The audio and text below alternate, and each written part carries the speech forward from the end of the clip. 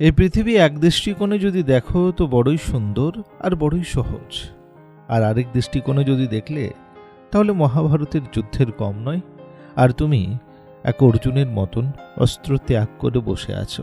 তোমার মাথা আর কাজ করছে না যে এবারে তুমি কি করবে। এই জীবনে তুমি অনেক কিছু পাওয়ার জন্য প্রতিদিন চেষ্টা করলে, আর একদিন হঠাৎ করে মৃত্যু চলে আসবে, আর তখন তোমার যে কাজগুলো পড়ে আছে সেগুলো কে করে দেবে একবার ভেবেছো? যখন মৃত্যু আসে তখন মানুষ শুধু এই জন্য কাঁদে না যে মৃত্যু চলে গেল।